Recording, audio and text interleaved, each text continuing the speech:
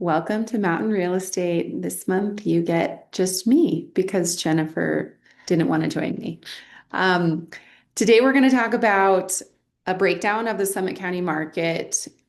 We hear a lot from our clients, where should I buy? Which area of Summit County should I be in? So we're going to break down a bunch of the micro neighborhoods within Summit County because they each have their own lifestyle benefits and short-term rental investment benefits, as well as we'll talk about some pricing and HOA and other factors that make a difference when you're evaluating where to purchase.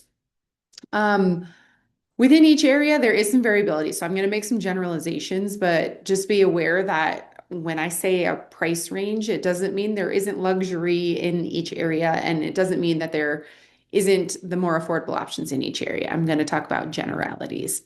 So we're going to talk through the different areas. We're going to start with Breckenridge, move to Keystone, Frisco, Copper Mountain, Wilderness, Dillon, and Wilderness and Silverthorne, Dillon, and then Blue River. So, um, in my humble opinion, I think that is the kind of order of the most resilient markets. If we're thinking about prices potentially falling, I think we're going to start with the most resilient markets and kind of end with the ones that are going to be hit the hardest or most impacted with our economic volatility. They're going to be the first, the lower ones are going to be the first to drop and the last to come up, and the higher ones are going to be the last to drop and the first to come up if we're looking at a down market, which hopefully we won't, but just in case. All right, well, let's jump in. I'm going to start with each, like analyzing each micro neighborhood, and then I'm going to come summarize what different type of investors should be looking at different areas. So starting with Breckenridge, it's really a great area for the passionate skiers. There's a lot of ski in, ski out convenience with the gondola at the base of the town, and then access along 4 o'clock road and the mid mountain gondola to get to the resort. There's also a very active downtown with a lot of amenities and a lot of good food options. So Breckenridge has a pretty lively lifestyle. When we're looking at investing, the short-term rental potential is amazing if you're in a resort zone or zone one where you can get a short-term rental license. So those are areas that are very close to mountain access, and people like the walkability to the mountain and to town. And so there is some very strong rental potential in certain areas. There are other areas, even just across the street from those short-term rental capable properties, that are not able to be short-term rented. And we're seeing the impact in pricing of those properties when you can't short-term rent. You can still rent for 30 days or more, do seasonal rentals, but we are seeing that affect the property impacts. Now let's talk about HOA considerations in Breckenridge. Generally, we see a little bit higher dues in Breckenridge, but we do see more robust amenities. So we see things like underground parking. There's more that have pools or shuttles. There's maybe activity areas for kids. And so we see the HOA returns are great when you're renting it because those amenities attract renters. Now, when we look at how that affects the price points, we do see Breckenridge as one of our higher price points within Summit County. I'm going to give some general price ranges. This does not guarantee anything, but it helps give you an idea relative to the other areas. So we see studios around the $500,000, $600,000 price point. We see 1 to 2 bedroom properties up to $1 million, sometimes a little bit more for 2 bedrooms. The ski in, ski out townhomes or duplexes or houses, we see around 2 million, maybe more. Single family homes above 2 million, we've seen up to 10 million, 6 million is not uncommon. There's some new developments happening where they're building right on the resort that we're seeing $6 million price points for the new construction. So it's definitely, there's a high end, but there's also some affordable options. They're just going to be smaller because of the price point in Breckenridge. So when we think about Breckenridge, we think it's best for investors that really want that rental income, that really care about the access to the resort. And it takes a little bit more to get in, but there are higher returns over the long run, and it's very resilient because of the resort and the demand within town. So that summarizes Breckenridge. Now we're going to move to Keystone. So it's similar in that it's a resort-driven town. Keystone is known to be family-friendly and walkable, especially around the base area at River Run and Mountain House. As you get further out from the resort, it's a little bit quieter, much more car dependent. There aren't as many amenities in Keystone, especially compared to places like Breckenridge that are a little bit bigger. But there's focus on the mountain, and we're seeing the Kindred development kind of bringing up the experience. There's the Kindred Resort access, and we're kind of looking forward to seeing what that new Kindred clientele changes in the resort area. When we look at short-term rental potential, Keystone did incorporate into its own town, so it's no longer a part of the county. So they are in control of their own short-term rental regulations, and most of the area is very short-term rental friendly. So Keystone has said we will keep short-term rentals because that's a big part of their income base. When we look at HOA, similar to Breckenridge, when you are close to the resort and many of these areas have a lot of amenities, the HOA dues are a little bit higher. So we do see pools and hot tubs. We see covered parking at many of our Keystone properties. And that does drive up the HOA pricing a little bit, but also attracts that rental income. When we look at price point in Keystone, we're seeing condos kind of as low as $500,000, but up to $1 million, depending on location. As you get closer to the resort, it gets more expensive. Townhomes, which are mostly set off from the resort a little bit, are $1.3 to $2 million, kind of the up to $2 million range for 2 to 3 bedrooms. And then single family homes around the $2 million range. Again, it goes up. We have Keystone Ranch, which is a little bit further and tucked away from the resort area, but that is more of a neighborhood community that has higher price points, a little bit quieter, but it also does not allow short-term rentals. So when we look at Keystone Resort, and we talk about who would be a good fit for Keystone, investors that want reliable occupancy and families that want ease of access. Keystone is very family friendly and offers carpool parking for people like me schlepping kids around. That really matters. I do think Keystone has some really good deals right now. There's been a lot on the market, and I think when we look at the income potential versus the cost, Keystone has some good deals right now because you get really good return on your investment in the winter months, and Keystone is starting to bring more and more in the summer months and those off seasons. There's a golf course in the summer, so there's a little bit more year-round opportunity. So that summarizes Keystone. Now let's jump into Frisco. So Frisco is right off I-70. I know we've heard from a lot of clients that ease of access to I-70 getting to and from Denver or the airport is important. So sometimes Frisco offers that a little bit less of a commute than those Breckenridge or other areas.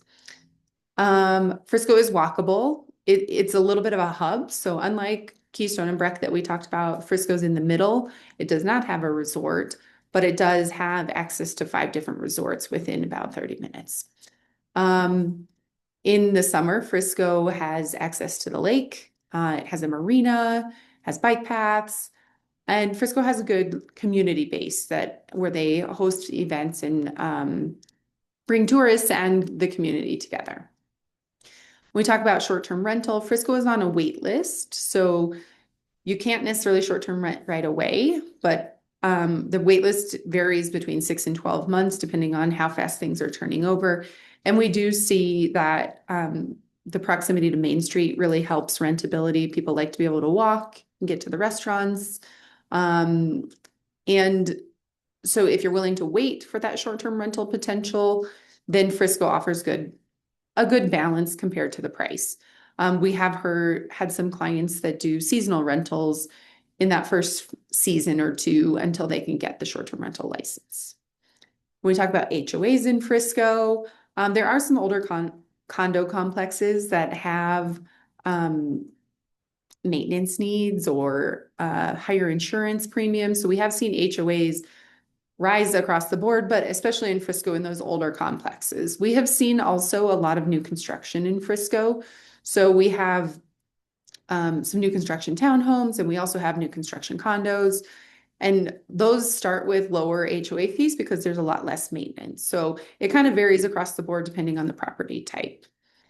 When we look at price points in Frisco, we're going to see things less than Breckenridge, maybe a little bit less than Keystone, but it really depends on the property type. Those condos where we have a robust supply, we see kind of lower than our other on mountain areas. But some of the higher end and new construction do bring our prices up. So our condos are 600,000 to $1 million. Some of the new construction was going at $1,200 a square foot. So even higher than that. Our townhomes between 1 to 2 million, depending on when it was built and size. We are seeing new construction kind of bring this up as we see more redevelopment and infill with the new construction townhomes. Again, we're seeing $1,100, $1,200 a square foot for those. When we look at single family in Frisco, we mostly see $2 million plus. There's maybe a handful that are under that, but we just don't have a lot of single family inventory in Frisco. So it does drive our prices up, and they're usually on larger lots. So the area of Frisco is good for people that want walkability. They want access to multiple resorts and not to be stuck at one. And people that are willing to kind of get in at that higher price, but also see higher demand, because our short-term rentals, once you can get them, are really valuable because we have a limited supply of housing in Frisco. So that wraps up Frisco. Now let's move to Copper Mountain. So we're going back to the resort focus, but Copper is a little bit quieter than Keystone or Breckenridge. It's a little bit smaller. It's on a different pass than the Vail Resorts Pass, but there's great skiing. There's a lot of activity in the winter. We see a lot of Front Range folks prefer Copper because it's close, right off the highway. It is a little bit quieter in the summer months and the off-season months. So it's really focused on that winter season. Some of the locals love the off-season months. When we talk about short-term rental potential, Copper is definitely strong in the winter. There is a lot of demand, and summer's getting better. There's a little bit more activity there, but it's certainly quieter and doesn't have the same draw as Keystone or Breck in the summer. When we talk about HOA considerations in Copper, the buildings have great amenities. It's very all contained where you are. There's the base area that has several restaurants, and a lot of the resort area is tied to the base area. So the HOA, depending on the age of the units, some of the newer units have more amenities and higher HOA dues. Some of the older units have lower HOA dues, but are seeing a little bit more maintenance needs. So they might have special assessments, or they might be raising their HOAs. So it really varies in Copper based on the time frame of the build. One thing I should mention is that a lot of the HOAs do cover utilities. So don't just look at the HOA costs, look at what it covers and see what amenities what utilities you would have to cover. All right, when we talk about Copper and our price points, Copper is pretty affordable in the grand scheme of Summit County for that access to skiing. So we're seeing studios in the $500,000 range, 2 to 3 bedrooms in under $1 million to $1.5 million. And then the larger properties, there are some single family homes back there that are over $2 million up to $3 million. So when we think about Copper, who it's best for, we're targeting those people that want a resort feel with lower entry prices than Breck. It is a good balance for families that want a place to use, but also want to rent it. So that lower entry price kind of helps you get in and offset some of your costs, but still have a mountain house. And Copper is not necessarily, I would say, the best for people who only want to be here in summer. We have some people from Texas that want to just come up. And I think Copper is very quiet in the summer, so it's better for winter rentals. All right, From there, let's move to Wilderness in Silverthorne. We lump them together. I think they operate a little bit differently, so I'll talk about some of the nuances. When we talk about the lifestyle in Wilderness and Silverthorne, Wilderness is kind of up Ryan Gulch Road. Hopefully, many of you have been there. It's behind Lowe's. There's some lovely single-family homes off Royal Buffalo Drive, and then there's a lot of condos, townhomes, and duplexes off Ryan Gulch Road. Um, it has amazing views. We have some clients that have said we love our hiking access and our trail access and our backcountry skiing access. And it is very unique in the wilderness area to have those things. That said, in downtown Silverthorne, there's been a lot of new construction, which has been great for the community. There's workforce housing. There's also some new construction townhomes and condos.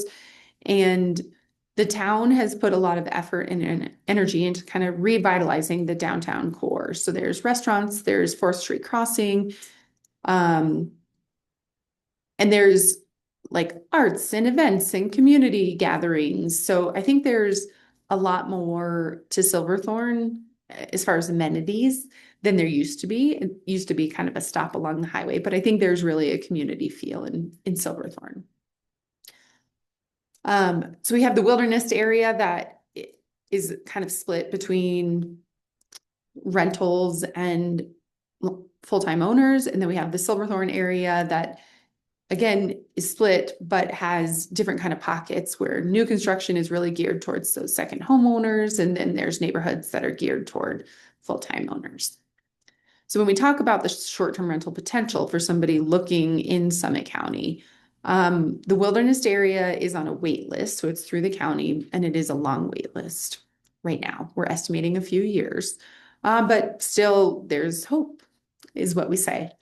The Silverthorne area kind of in town is broken into different zones. The workforce housing is obviously not able to be short-term rented, but much of the new development can be short-term rented. So there are licenses available for some of that new construction. When we talk about price points in Wilderness and Silverthorne, this is actually one of our more affordable areas, which is why there were short-term rental restrictions, especially in the Wilderness area. We are seeing condos. We saw some 2 and 3 bedroom condos in the Treehouse area in Wilderness for like 300 in the 300s, which is very rare in Summit County. There were some HOA challenges with that particular development, but it did allow price points where people could get in.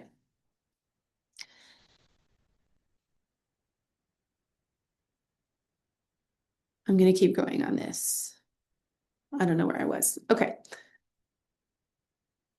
Let's talk about HOA considerations.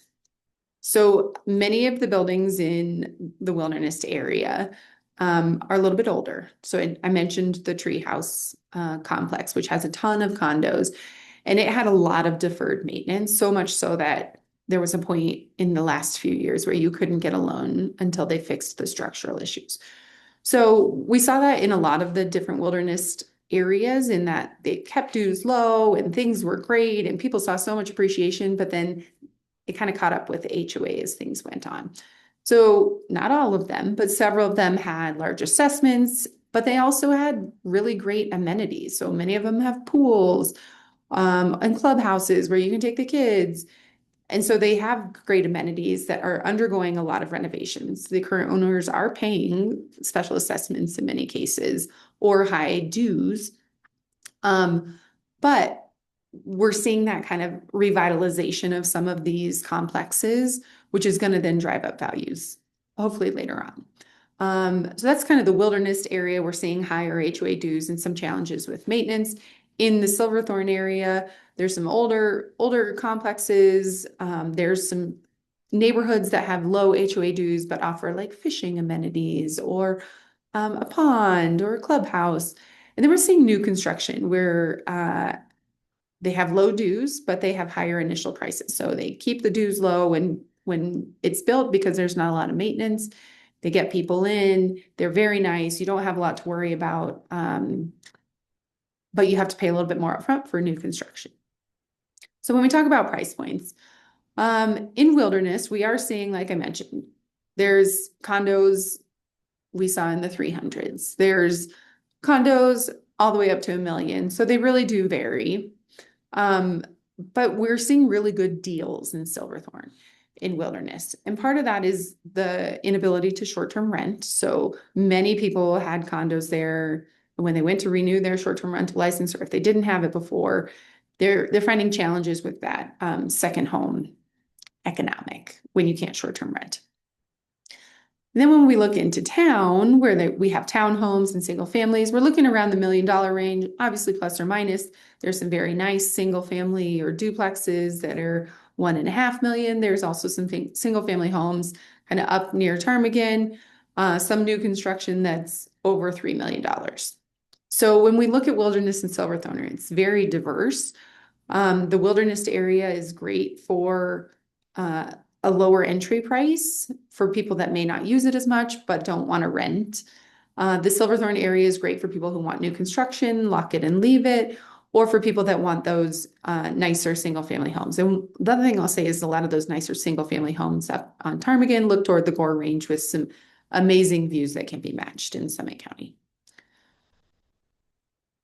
All right, so that's Wilderness and Silverthorne. Now we're going to go towards Dillon. So Dillon has a lot of benefit focused on the lake. So when we talk about Dillon, there's a couple different parts of it, but really we're going to focus on the area around the lake and the marina. In summer, Dillon can't be beat. The views are amazing. The Dillon Amphitheater is getting great concerts. There's bike paths that take you all over the county. It's walkable within the town core. It's not super walkable to other areas, but bikeable to other areas. It is pretty central, so similar to Frisco, it's right off the highway. It's easy to get to, and it is closer to the Front Range population. When we talk about short-term rental potential in Dillon, the town of Dillon is short-term rental friendly. So you can get a license in the town of Dillon, which is really focused on kind of US 6, the main road toward the lake. So anything around the lake, you should be able to get a short-term rental license. And we have a very in-depth podcast about short-term rentals. If you want to learn more, we can share that. When we talk about short-term rental in Dillon, and we talk about the area kind of between US 6 toward I-70, that area is mostly county that is short-term rental restricted. So that is focused on kind of workforce housing and keeping locals in those homes. So the short-term rental potential in Dillon on the lake, many of our properties that have lake views have great short-term rental numbers. Some of the challenges are older buildings. So we've seen interiors updated, but some of the older buildings kind of keep that short-term rental potential down. But there's varying conditions, and the updated properties are seeing high short-term rental potential. Maybe not quite as high as our ski and ski out resorts, but higher than some of our areas that don't have amenities. When we talk about HOA considerations in Dillon, like I mentioned, there's several buildings, even with beautiful lake views, that were built in the 70s and 80s. So there's a lot of older buildings architecturally, some with deferred maintenance, some that just haven't been updated, and costs have been kept low. And so when we think about our HOA considerations, the ones that we are seeing our HOA numbers go up. Insurance is across the board regardless, but we're seeing the ones that are updating and modernizing increase their dues a little bit, or their fees a little bit. And so the HOA dues are going up, and we're also seeing assessments on some of the properties, which likely most of it is insurance, some deferred maintenance, but that HOA price point makes sense in the summer. It's sometimes a little bit challenging when you're competing with other resort areas in the winter. When we talk about overall purchase price points, Dillon, we see affordable places. Many of them are smaller. So we see condos under $1 million, as low as 500,000. We see townhomes kind of around that million mark, a little bit higher. And there are some single family homes in that area of Dillon, kind of up to $2 million, depending on the size and the updates. So who is ideal for Dillon? People who prioritize that summer lifestyle. So the lake life, the amphitheater concerts, and they want that rental potential. So there is income in the summer. So people that want to use it in the winter and rent in the summer, Dillon is a great option. All right. So that sums up Dillon. And now our final area is Blue River. So Blue River is south of Breckenridge. When we think about lifestyle in Blue River, it's really people that choose privacy. They want bigger lots. They want that Colorado mountain home feel. It's about 5 to 20 minutes, depending on where in Blue River you are, south of Breckenridge. So there's easy access to Breckenridge and the amenities, but it's definitely more quiet. There's the town of Blue River, and then there's this unincorporated area around it. The unincorporated area, you cannot get a short-term rental license right now. There is a wait list, and we see that taking several years because it's lumped in with the town of Breckenridge wait list. In the town of Blue River, they do allow short-term rentals, but it's a smaller portion of the supply. So one other thing I will say is that many of the properties kind of closer to Breckenridge are along Highway 9. And some people love that because it's easy access, and some people have a hard time with that because it's a busy highway. So many of them kind of front the highway, even though they have private mountain fields in the back. As you get further south, there's some more neighborhoods and county roads that are a little bit further from the highway. When we talk about HOA, many properties in this area do not have HOAs at all, which some people prefer. So if you don't want an HOA, Blue River is a great place to look into. It's your maintenance, it's your choices. And then there are some smaller subdivisions that have like road maintenance or other things like that where they work together. The price point, single family homes are around $1 million, can go up to $2 million for some of the newer constructions. There's not a lot of condos or townhomes. So it's really single family, and it depends on the size and the location, the views, the size of the lot, the privacy, that type of stuff. So Blue River is really good for people that want privacy and space and that mountain feel, and they don't like HOAs, but you are a little bit further away. So, and Blue River is a little bit more susceptible just because there's not as many amenities to the economics. So it's a little bit less desirable because it's further away. So it's one of the first to kind of lose property values and one of the latest to come up, obviously depending on the property. This is a broad generalization. But it does have great access to Breckenridge. So I think in the long run, you're always going to have a ski resort within 30 minutes, and there's going to be value there. Whew, that was a lot to cover, but that's a summary of our 7 different areas. So hopefully that is helpful. So when people ask the question, where should I buy in Summit County? We answer a question with a question. Sometimes we ask, like, what are your goals? What do you see yourself doing? How often do you see yourself here? And what is your price point and your income potential or your income needs look like? Because the economics, that investment, how much money do you want to put in up front and how much money do you want to get back really drives, Amy always says, the price, size versus location balance. You can get more affordable properties the further out you go, but you have less amenities. You can get single family homes, you can get condos in each of these areas. And it just really depends on what your financial picture looks like and what your lifestyle goals are. Unfortunately, like we've said on other podcasts, our financials in Summit County they're not ideal for investors looking to cash flow. We have a really hard time cash flowing here unless you're putting 100% cash down. But the lifestyle benefits certainly outweigh some of the investment decisions, and that's why we see the demand continue.